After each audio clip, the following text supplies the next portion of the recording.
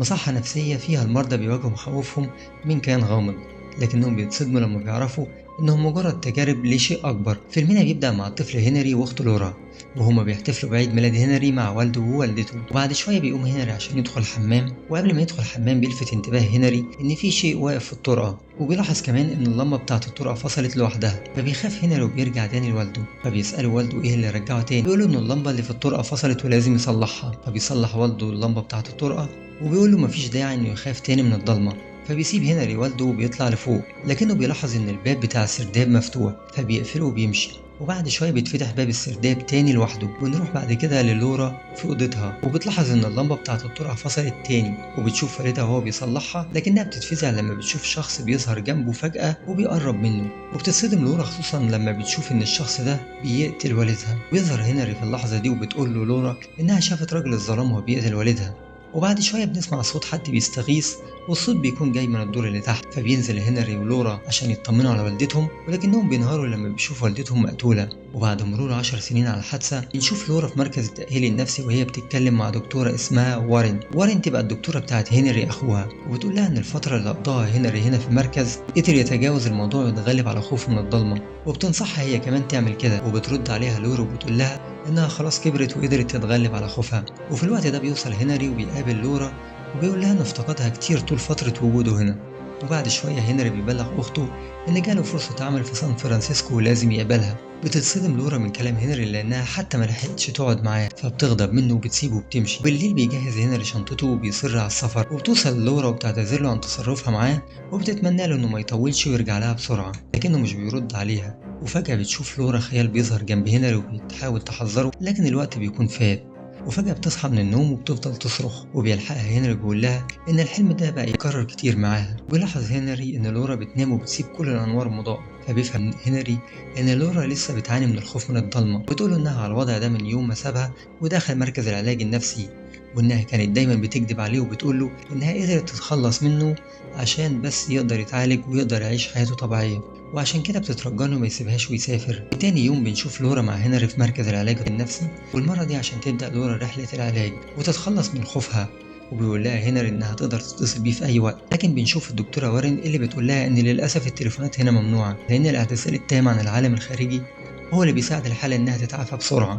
وبيمشي هنري وبنشوف مريضة اسمها نيكي، وبيكون صوتها عالي جدا في المكان. وبنعرف من الدكتورة راين إن نيكي بتعاني من مرض الخوف من زيادة الوزن، وده بيخليها تحاول تنزل وزنها بكل الطرق الممكنة والغير ممكنة، لدرجة إنها بتدخل الحمام كل شوية عشان نفس السبب. تحاول الدكتورة تعرفها على لورا، لكنها مش بتهتم وبتسيبهم وتمشي.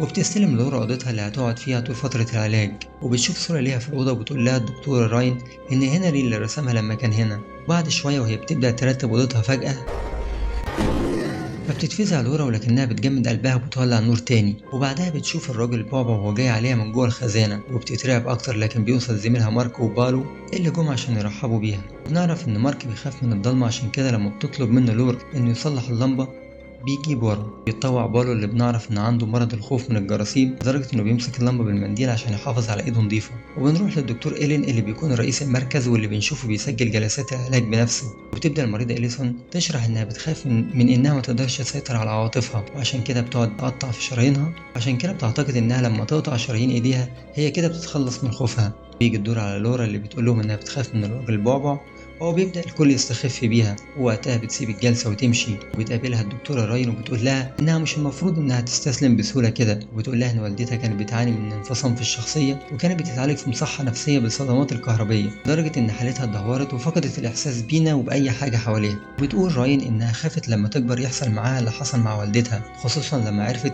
إن مرض والدتها وراثي. فقررت إنها تدرس المرض وتواجهه بدل ما تستسلم ليه. تنصحها إنها كمان تعمل زيها وما تستسلمش. وبنروح لمارك اللي بيستقبل طرد من العامل اللي في المركز، بيقول إنه يقدر يشربه في السرداب تحت، وإنه كمان شغال النور عشان عارف إنه بيخاف من الضلمة. وبيوصل مارك السرداب وبيشرب سيجارته وبيكون مندمج جدا. وفجأة بيسمع صوت بره، فبيطفي السيجارة وبيخرج بهدوء. وفجأة بيلاقي الأنوار بتبدأ تطفي، وبيفتكر إن اللي بيعمل كده الممرض بيري، فبينده عليه لكن محدش بيرد. فجأة بيلاقي الموضوع بيزيد وأنوار كتير بتطفي، فبيجري لباب الخروج من خوفه، لكنه بيلاقي الباب مقفول.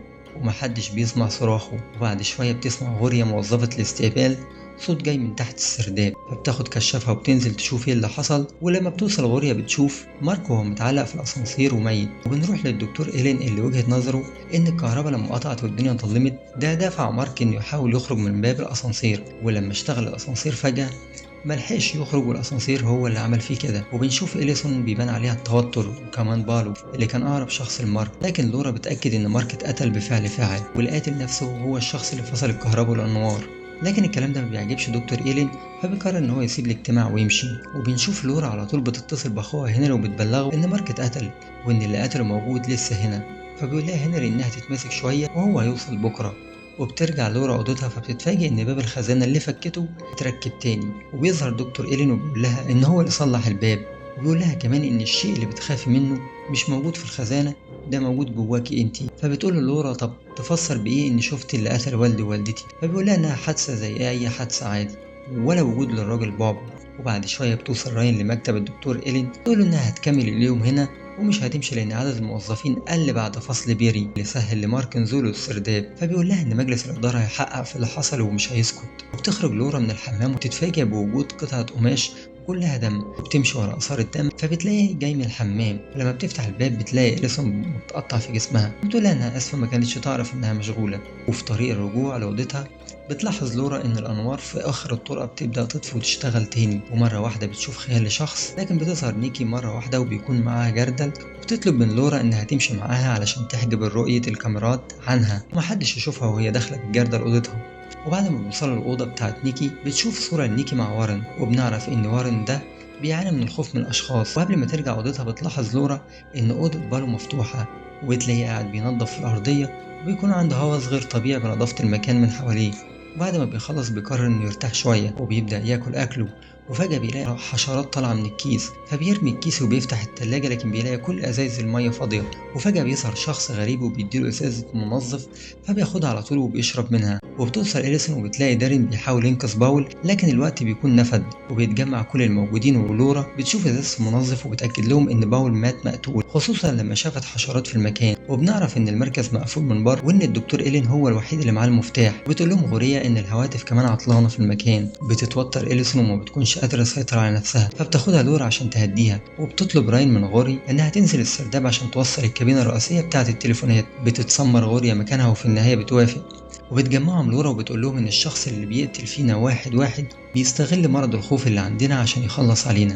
لكن دارين مش بيصدقها وبيكون مرعوب جدا. وبعد شويه بتستعجل راين غوريا، فبتنزل تشوفها في السرداب، ولكن بتتفاجئ بان نظام الكهرباء عطلان وكمان خرطوم الميه مفتوح. ولما بتفتح باب صغير بتتصدم من اللي بتشوفه، وبنستنتج ساعتها ان غالبا شافت جثه غوريا. وبيظهر بعدها شخص مقنع وبيرمي سلك الكهرباء في الميه اللي واقف عليه دارين، وبتتكهرب دارين. ونروح لإليسون وبنشوفها مربوطه في السرير وتدان كتير على ايديها، وكمان بتدخل في جسمها، وبيكون جنبها مشرط فبتمسكه وبتبدا تقطع في ايديها. وبتدخل لورا اوضه إليسون وبتتصدم لما بتشوف منظرها، وبتجري زي المجنونه في المكان بتنده على اي حد يساعدها. فبيظهر دارين ونيكي وبتاخدهم على اوضه إليسون، لكنها بتتفاجئ لما بتلاقي السرير بتاعها نضيف وإليسون مش موجود عليه. فبتفضل تقول لهم انها لسه سايباها هنا. فبيقلق دارين ونيكي من لورا، خصوصا انهم مش بيلاقوا حد تاني معاهم في المكان. فلورا بتقول لهم ان غوريا بتصلح نظام الهاتف في السرداب ولازم ينزلوا يشوفوها. وبعدها بيلاحظوا ان الدكتور إيلين اصلا موقعش على خروجه النهارده من المستشفى.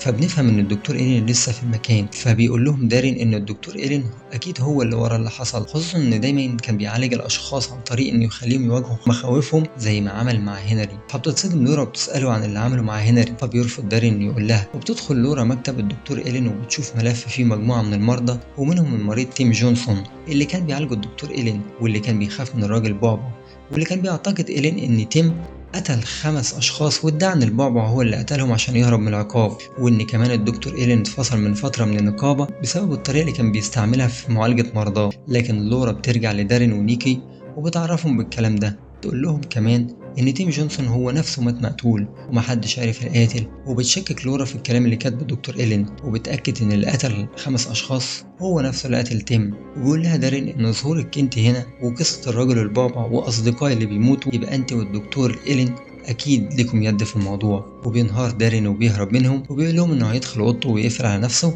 قبل ما يقتلوا الدكتور إيلين. وبعد شوية بنشوف دارين هو لوحده وبيظهر فجأة شخص مقنع وبيتهجم عليه، وبعدها